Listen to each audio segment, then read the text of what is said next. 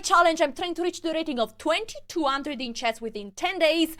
And today I show you how to crush the Caro-Kann and then how to use the bishop here to destroy your opponents. Let's go. Let's go. First game. We have the white pieces and we play e4. Mark goes for the Caro-Kann. Okay, I go for the center. Every time your opponent doesn't go for e5 or c5, always push the second pawn towards the center. And now there are two lines. I could push, go for the advanced Caro-Kann, or go for the main line. Let's choose the main line.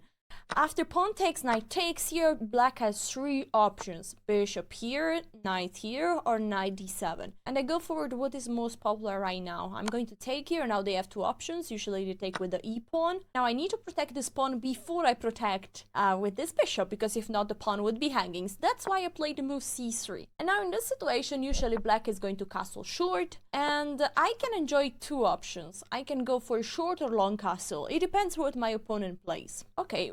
This is a move that I was not really expecting, honestly. I shouldn't have pre-moved, because now there is a pawn that is potentially hanging. Okay, my opponent didn't take. I will play knight here, because now this pawn cannot be captured, because I would play the move g3. I'm not sure if before that pawn was hanging, but hey, it's okay. I'm not sure what my opponent is doing. Maybe they are delaying the move castle, and you're first developing all their pieces. It's okay. I will also develop my pieces and not sure which side to choose. They even play b6. You know what? It seems like they might go for long castle as well. But this gives me just an advantage, because let's castle long. So basically, let's have a look at the pawn structure. The pawn structure is the soul of the game. And right now I have a pawn in the center. My opponent has two double pawns. So in general, my pawn structure is superior. Also, I have more control over the center. And it's not so easy for my opponent to bring out all the pieces. Now, what to do? I have to improve my position. Probably bringing a rook to the center could be a good idea. And then to get the most out of every single piece. I like this move. Rook here, bringing the rook to the center. Usually in the middle game you have to create a plan, right? In this position there is not a very straightforward plan like attack the king, because when my opponent castles short, you can go for an attack towards the king, because we have opposite side castling and it's very straightforward. In this situation we don't have the same, because the king are both castled long, and now my opponent is attacking the center. This is a very critical moment, because the pawn is attacking my central pawn. I have different options. I could take, I could leave my pawn where it is, I could push.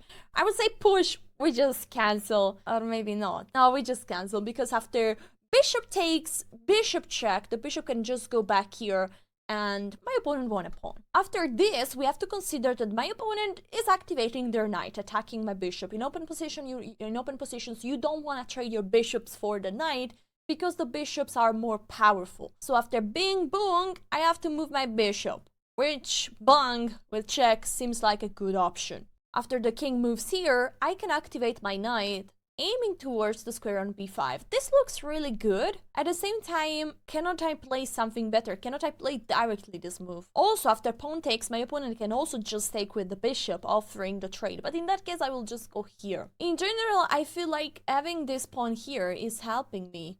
Oh, one thing we didn't notice, there is a pawn under attack right there. Okay, now that we notice that, another move that comes into my mind is to play bishop e4. Just challenging this bishop right there and trading potentially that bishop. I like it, because if we trade this bishop, all the light squares are going to be a little bit weak. And the king is exposed to the weakness of those squares, so we do that. Now, the rook is challenging. I think this trade needs to be done. And they take with the king. I have to accelerate a little bit, because my time situation is not super fair. What to do? I'm thinking about queen here, activating my queen. Okay, you know what I will play? I'll play king here. I'll get away from the c file that could potentially be open. My king is much more solid here, so this is a prophylactic move. I'm thinking about playing queen here. My opponent is playing really fast. Okay, I like this move. I think that if my opponent pushes here, I will be very happy, because I have a pawn that is the king of the center, controlling some very important squares. This knight cannot be activated, so that would be really good. And now, what is the point? I have a check here, and this pawn is protected just by the queen. I could also consider taking, and then improving my knight. Okay, let's do this. We take there, it's time. This position is honestly roughly equal, and my time is getting short, so I have to take practical decision and not to blunder. This is important at any level. Usually the games are decided not just by players playing perfectly. You cannot do anything when your opponent is playing a good game. But when they make a mistake, you have to punish them. And at this point, my opponent didn't do any major blunder. So, I mean, except playing the Caro-Kann, of course. But hey, we have a more or less equal position. I'm a little bit better, I believe. The nice part is that now, after bishop takes, I can take with my bishop. And after queen takes, I take a pawn for free, which I think that's why my opponent is thinking right now. I will put a sign of death on that pawn. Hopefully we will capture it. What? I mean, this is definitely too early to resign. I think after bing, boom, bang, I also have to be careful to take this pawn because this other pawn is under attack. So if I take here, now rook here doesn't work because this rook is hanging, but this rook works. And after I move the queen, then this pawn is hanging, but I still have this check. But after bing boom, there is this move that is really annoying. And then I have to go back with my rook. Listen, I have an extra pawn, but this is far away from being a win. You have to fight more. But it's okay. We got towards 2100. Okay. We have another Caro-Kann. So this video is like how to crush the Caro-Kann. We go with the knight here. And after pawn takes, we take. Now they have three options. Bishop here, knight there. And they play exactly the same. I mean, okay. And we see the other line. So you see how to play the other one. Now we see how to play with G. With G take F6. So this line is a bit more risky because as you can imagine, my opponent can no longer castle short. The move that white has to play is the same. C3. Protecting this pawn before developing this bishop here. Actually, I've been playing this line also with the black pieces, and it's a little bit tricky because black is getting the g file open, and so I really like to develop my bishop in fianchetto, because like this, even if the rook goes here, they're doing nothing, because they're hitting on a pawn that is protecting twice, and my bishop here is so strong, controlling the long diagonal. I can keep going with simply knight here, then short castle, and when my opponent will castle long, I will start a pawn storm. A4, B4, A5, B5, just push them all. And I think we castle, we are ready. The nice part is that we know exactly where my opponent is going to castle. It's clear, they have to castle long, or to stay in the middle of the board, which is not really what you want, because in that case, I could think about just opening up the center, of course. Now, bishop here, queen here, and castle are the next moves of my opponent. I'm also thinking about playing c4 and then c5. So maybe the move b3 is very strong with the idea of c4, bishop here, and then maybe I play d5, or maybe I keep going with a4, a5. This looks like really fun. Okay, so c4 is incoming, right? So the bishop has to be moved one more time. Oh, they play c5. But here, I'm for sure going to push. I mean, not sure. I could also consider to take there. So here we have a nice, really nice advantage because the pawn structure of my opponent is really bad. Those pawns are weak. And they basically, the idea of black is to play with activity. So to play with the pieces. Because if they trade everything and they go to an endgame, they are always worse. Critical moment. We could push. We could leave the pawn here. Sorry, we could take, we could push, or leave the pawn where it is. For example, by playing the move bishop here, which actually looks very smart. And this is something that I've learned while playing chess, that many times, guys, the threat is stronger than his own execution. By playing bishop here, we keep all the possibilities open. To take, to push, my opponent has to consider all those moves. And there is a nice part that I'm attacking this pawn behind. For example, long castle would be really a bad move. I can just take here with tempo because I'm attacking a bishop. And after bishop takes, take here. But I forgot that there is a queen on the same file of the rook. So this doesn't work. Okay, long castle is still possible. But my opponent doesn't play it and goes with the queen here, protecting this little pony. It makes sense. There is one move that looks really funny to me. And is knight h4. I know that I'm going with the knight to the side, but I want to activate the queen. So after bishop here, which is the natural move, I slide my queen to f3. I'm attacking this pawn, but also looking at this pawn at the same time. And now the threat of taking here is real. After pawn takes, bishop takes, I'm sliding my bishop on f6. It's really hard to imagine what black can play here. There is a free pawn. This is how you crush the Caro-Kann. e5, attacking the center and blocking the diagonal to this bishop. So now I have an option. I can go take there. But before that, I have to understand what to do about this little pony. I think it could be very reasonable to take here after bishop takes to go for this endgame. But the question is, do I have anything better? When you see something good, always look. Do I have anything better? Let's see. I could for sure take here immediately. And after queen takes, bishop takes, the rook has to be moved. After rook here, I give a check. And then I still have the possibility to push, potentially. But after queen takes, the rook is protected, so my opponent could simply take here. Or with the other pawn. Because if they take with this one, maybe a rook is sliding here and the queen is in danger. But if this pawn takes back, I have a check here because this rook is protected by the knight. That's the point. I also could just take here because I just considered to take this pawn because I don't want to let my opponent adjust their pawns. On the other side, this could create just a new weakness, a new target, and this bishop would be just blocked. So after pawn takes, I take here. Let's say queen takes, bishop takes, the rook moves here, I give a check, the king moves, and then this pawn is vulnerable. I mean, I like everything, guys. You know that maybe I prefer this even more because, yeah, I'll go for this. Because I think this leaves my opponent with weaker pawns. Because after I take here, this pawn is weak, this pawn is weak, so many pawns are weak, this bishop is completely blocked. A rook, okay, we'll take here. We'll also pre-move this. A rook can slide on d1, attacking this bishop, and maybe the move f4 is so powerful. f4 with the double idea. Okay, let's have a look at this move. f4, attacking this pawn, and also threatening f5. This is not beautiful. It's amazing. Okay, we'll take here. I'll only move to take with the king, and then f4 is incoming. Look at this. This pawn cannot be captured. We are threatening to take here. And we're also threatening to block this bishop forever. This is so good.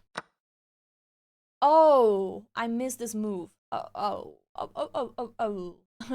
That's not so good. I missed this. That was quite a simple tactic, honestly. My bad. Okay, if we take, the rook is suddenly activated. We have no pressure anymore. I could simply move this bishop here, keeping all the threat. The knight has to move there. I'm not a big fan of this though. Ooh, but then I can take there. Yeah, maybe this is just a simple move, but I was stupid. I should have seen that. Okay, bishop here, the knight has to move. Knight here, I take. They take my rook, I take here with check. King takes, I take here. The knight moves back. I have an extra piece. Okay, this is good. Okay, actually, maybe they tricked themselves because after this, they have to move the knight. The knight is now hanging.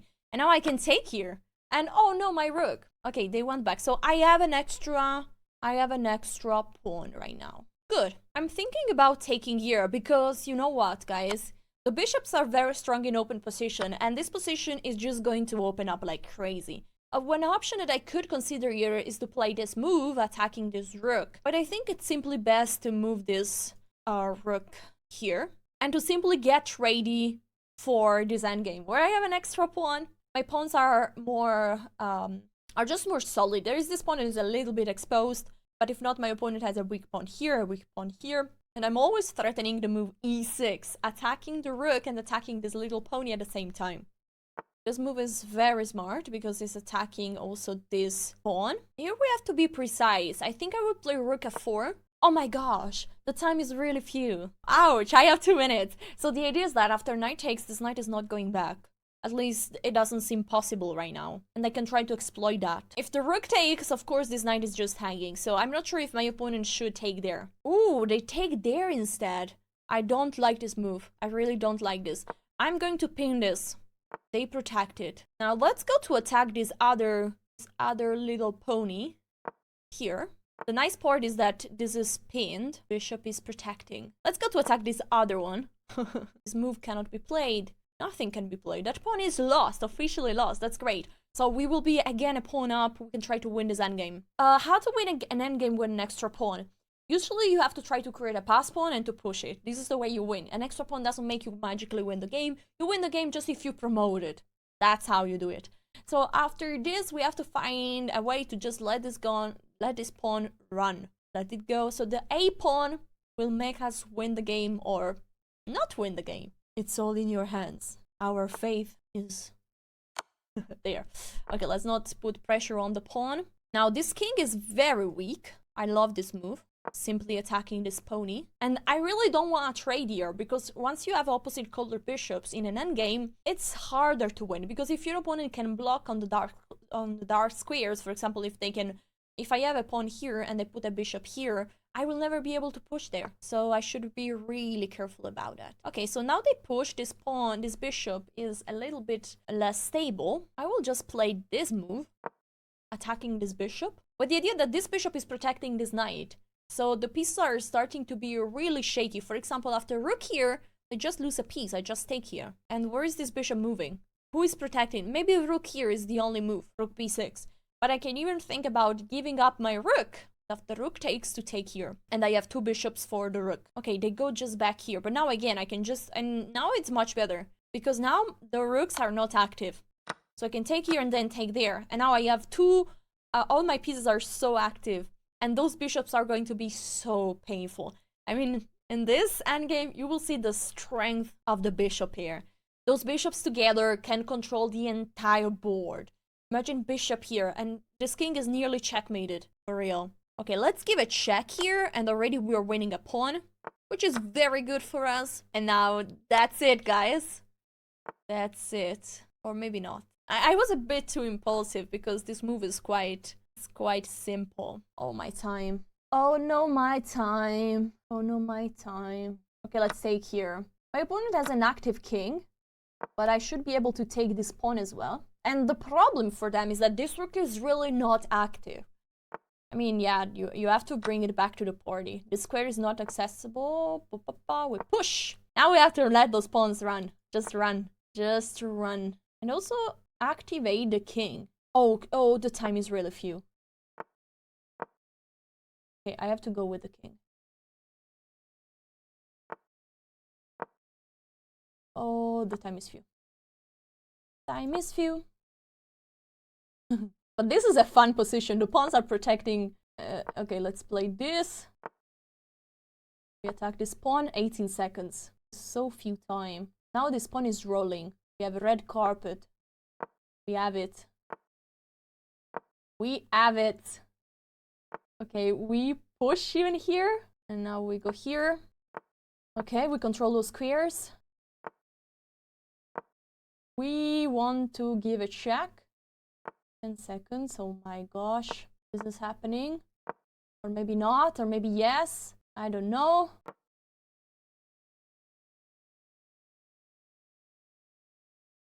Six seconds.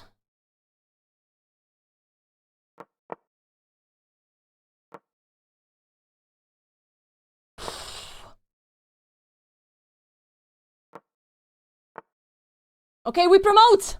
It's a queen on the board. We should have enough time. I really hope we have enough time.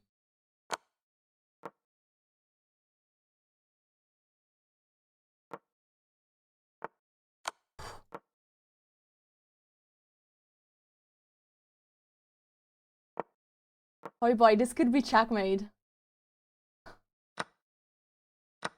No! No! No! Guys, that was not even a check. I just had to give mate, you know? But hey, it's good content, and we had a brilliant move. Okay, giving away a rook for 2 pieces was definitely a great idea. GG's. Last game for today. Time to really get to 2100. And today we had like 3 times the white pieces. Will my opponent play c6 again? No. We have e45. Let's go with the knight here. And guys, in my video about my full repertoire, I suggest this move. So let's try to play it. At 2100 will be very, very prepared. But it's okay. I suggest this opening for under 1800. But if I can play it at this level, and already my opponent is going for a very weird move, d6, which is blocking this bishop. This bishop cannot go out. So it's already a success, for real. It's like if we are in the Philidor right now. Okay, we will just develop this bishop here. Let's play also the move h3, just to block pieces to move on. I will play bishop here as well. And hey, you gotta love this position. You have a very good development, all the active pieces, and your opponent has a bishop here that is a bit like, I'm taking back. This knight might go towards f5 one day. Okay, this is a nice move. I like it. Because they are attacking the bishop. We don't want to give away the bishop. So we have to move it one more time. The question is where to go. The bishop could stay on this diagonal, going there, but we have to be careful to those moves. c5 and c4. That could be a little bit dangerous. So you know what? I'll go here, just be safe.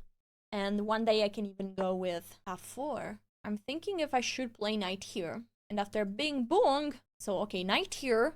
After the trades, I can go for the attack. I like it. Let's go.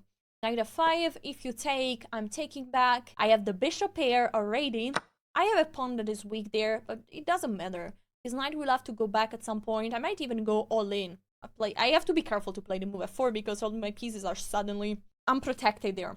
But I can really think about playing the move g5. G4.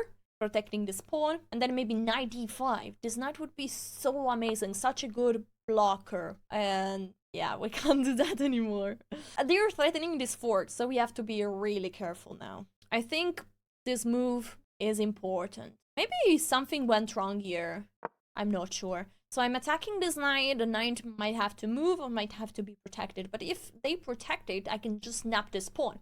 A free cheese macaroni. They go back home. It makes sense. It makes sense. You know, maybe I should just castle short here. But I will play first this move, which has a very clear idea.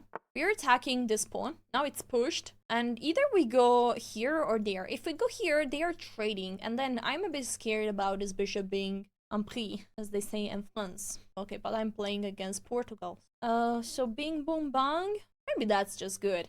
I mean, this bishop will be called the power of the bishop pair. Let's play this. In the previous game, the bishop pair wasn't so effective because it made me a stalemate. But hey, we can do better than this.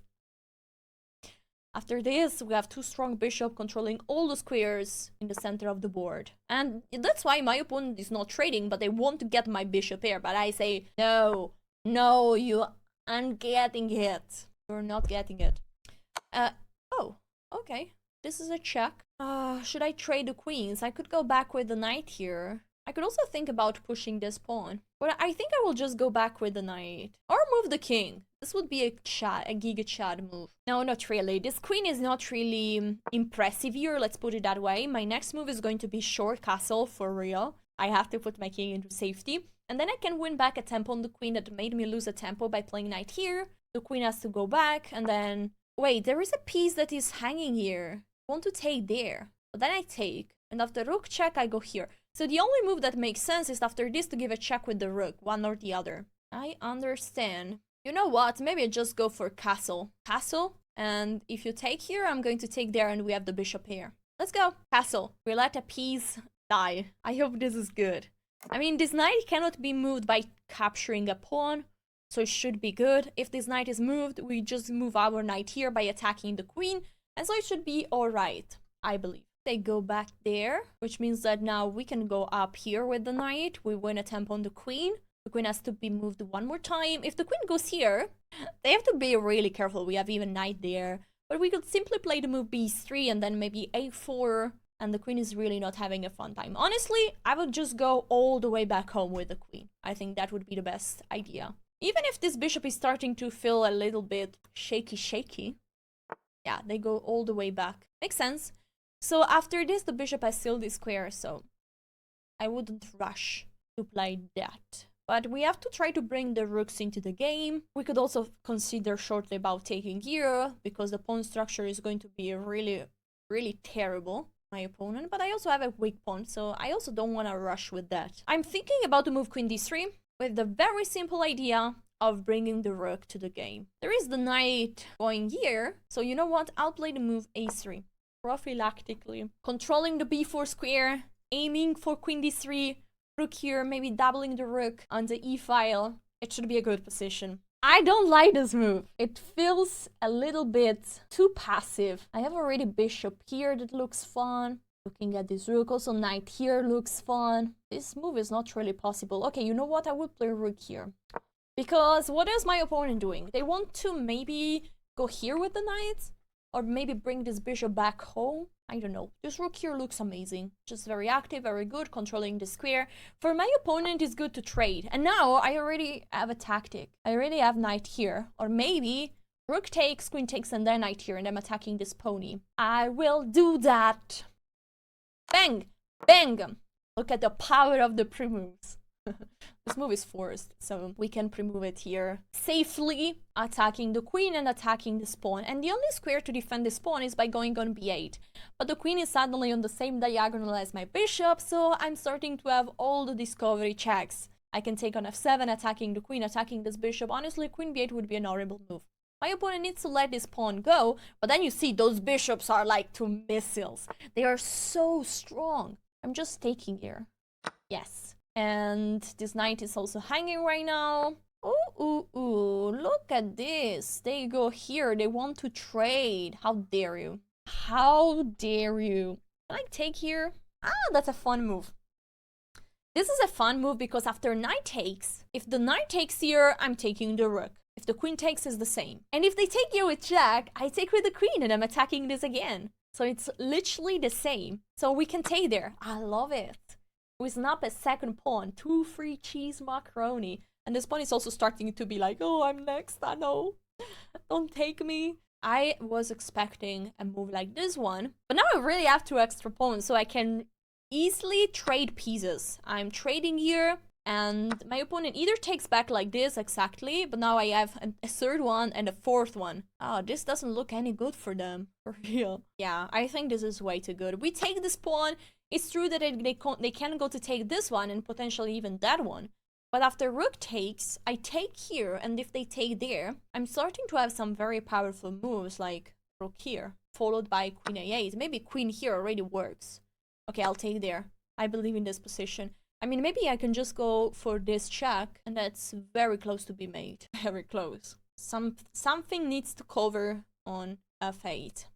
But you know what? I will first play this move. But then the knight could simply move away. But then I have a check. Okay, maybe not. Maybe we give this check and we see what they do. Because this pawn could also just run, you know? Run, let it go, let it go. You know what we do? We just push it. Just let this pawn go, because the more we push, the more dangerous the pawn is. And after queen check here, if we trade the queens, then it's very useful if this pawn is already very close to promote, potentially on a6, and then we give a check, we trade the queen, and then we just push here and we win the game. Those bishops are ready to support my pawn. That's perfect. Okay, you see, they are offering the trade of queens. I mean, how are you going to stop the pawn? I mean, they are not going to stop the pawn. Spoiler, I'm taking here. I mean, what? Okay, I will let you take. Okay, it's fine. It's fine. They will not be able to stop the pawn. So after this, I push. The only way is to play this move, and then you have to sacrifice the bishop, and this is game over. Hope you guys enjoyed those games. The stalemate was terrible, but at the same time, hilarious. If you're watching the video in the days going out, today's my birthday. So please smash the like button and subscribe to the channel. And see you tomorrow for day 5. If you missed day 3, here you are. Bye guys!